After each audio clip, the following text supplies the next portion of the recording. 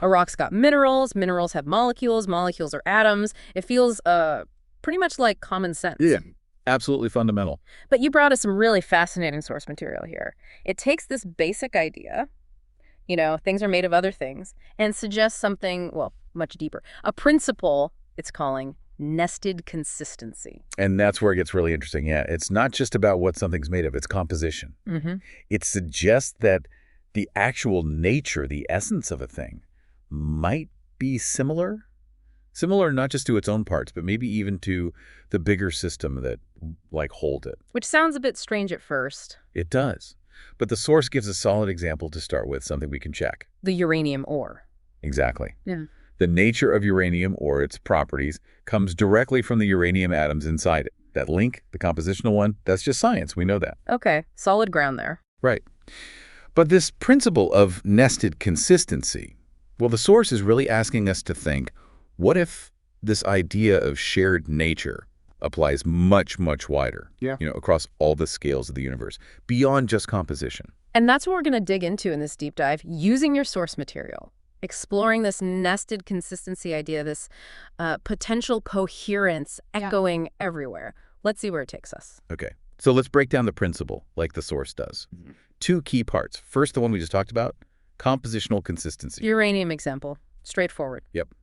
Properties come from the parts, standard stuff. But then there's the second bit, the big leap, really.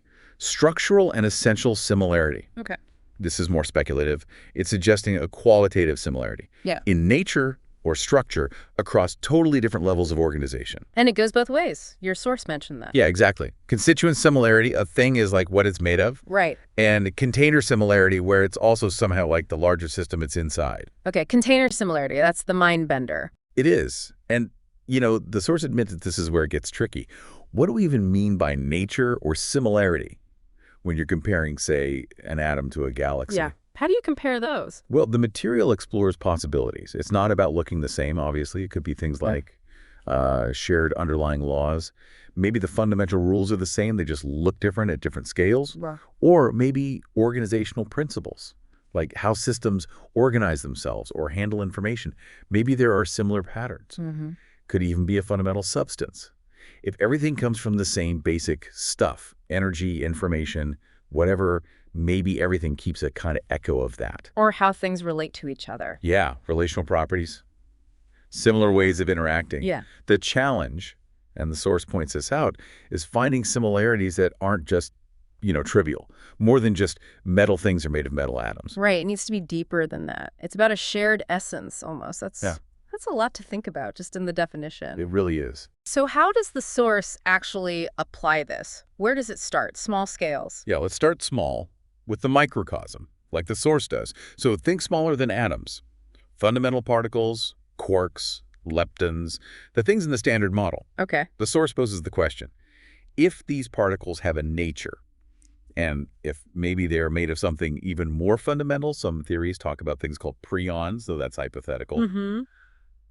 Could the nature of the quark, say, somehow mirror the nature of these preons it's made from? Or thinking about quantum fields, particles are excitations of fields, right? Exactly. So could the nature of the field itself, its symmetries, its texture, whatever that means, be deeply reflected in the nature of the particle that arises from it? So the particle isn't just a blip on the field. Right. It's more like a tiny, complex expression of the field's basic qualities, a miniature reflection almost. That sounds a bit like string theory, doesn't it? Everything being vibrations of strings? It definitely resonates with that, yeah. In string theory or M theory, you have this clear compositional consistency. Yeah. Everything comes from strings or membranes. Okay. But the nested part, the principle we're exploring, asks something else. Is the nature of the string itself, its properties, how it vibrates, is that similar to the nature of the tiny curled up dimensions it exists in? Or similar to the particles it creates? Does the fabric of those extra dimensions share traits with the strings themselves? Wow. Okay. And what about this idea of a fundamental... If everything boils down to one thing. Yeah, if reality has some ultimate base, maybe it's information, maybe quantum foam, maybe some kind of consciousness field, who knows? The principle suggests that whatever grows out of that base, particles, atoms, us... It'll carry a sort of signature of it. Kind of, yeah. A signature to that fundamental nature. Your source uses information as an example. Well, if information is truly fundamental, maybe the way particles process information in some very basic quantum way, maybe that's like a tiny echo of how huge things like space-time or galaxies handle information flows. A shared nature of information handling, just at vastly different scales. Exactly, that's the idea. Okay, that's the super small scale, mind-bending enough. But what about the other end, the macrocosm? How does nested consistency look when applied to the universe at large, according to your source? Okay, zooming out, we know galaxies aren't just scattered randomly, right? They form this huge network, the cosmic web, filaments, clusters. Right, this massive structure. So, applying the principle here, could the nature of a single galaxy, its shape, how it spins, the way dark matter clumps in its halo, could that somehow be similar to the nature of the larger filament or cluster it lives in? Similar how? Not in looks, obviously. No, not visually. The source suggests it might be about those organizational principles again. Okay. Maybe the way gravity pulls matter together to form a galaxy follows certain sort of abstract rules or network patterns. That also apply, just scaled way up, to how galaxies arrange themselves into filaments. Exactly. It's about gravity organizing things hierarchically, maybe with similar underlying logic at different levels. Okay, that makes a kind of sense. But what about the really big mysteries? Dark matter, dark energy, they dominate the universe. Right, crucial components. So the source asks, if dark matter's nature has to be consistent with the normal matter it surrounds in a galaxy halo, or with the universe it fills, what does that tell us? Does its nature have to reflect normal matter's nature somehow? Maybe. Perhaps some deep principle we see in baryonic matter is also present in dark matter, just, expressed totally differently. We don't know what it is, but maybe its fundamental way of being isn't totally alien. And dark energy, the thing pushing everything apart, the ultimate container. Yeah, if dark energy has a nature, like maybe it's a field with certain properties or vacuum energy, could that nature be echoed somehow in the nature of the superclusters it's driving apart? It's almost dizzying to think about that connection. It really is. And then there's space-time itself. What if it's not just a passive stage? If it's an active player. Exactly. Could its own nature, its dimensions, curvature, maybe you'd even have quantum properties be reflected in the matter and energy within it? Like if space-time is granular, made of tiny pieces like loop quantum gravity suggests. Right.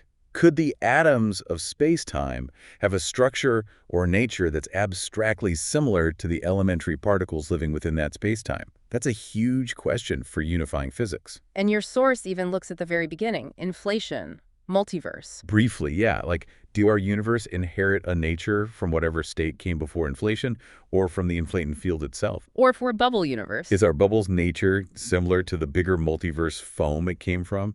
It keeps applying the same core question across all these levels. So the real potential here, the power of this idea, as your source sees it, is bridging these enormous gaps in scale. That's the core idea. It's pushing us to find a fundamental unity, like repeating patterns or a shared essence, even if it's abstract. It reminds me of fractals, but obviously not just simple geometric shapes repeating. Exactly. It's more abstract. Maybe similarities in how systems regulate themselves, or form networks, or process information, like those underlying organizational principles we talked about. And how could this actually help physicists, like in building a theory of everything? Well, any unified theory has to connect the very small and the very large, right?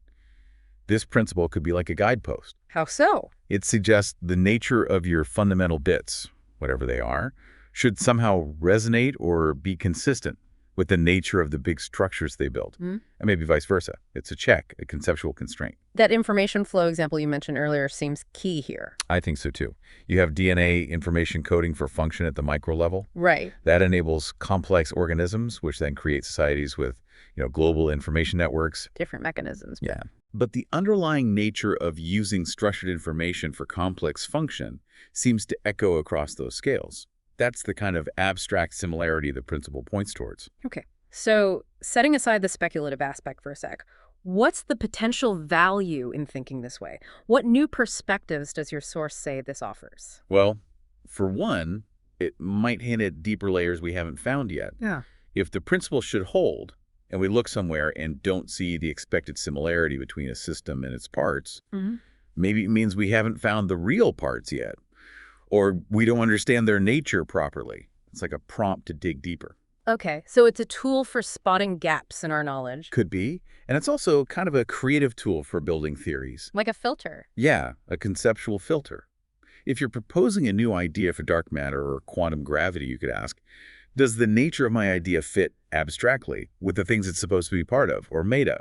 It might guide you toward more coherent models. And what about emergence? Doesn't complexity create totally new things?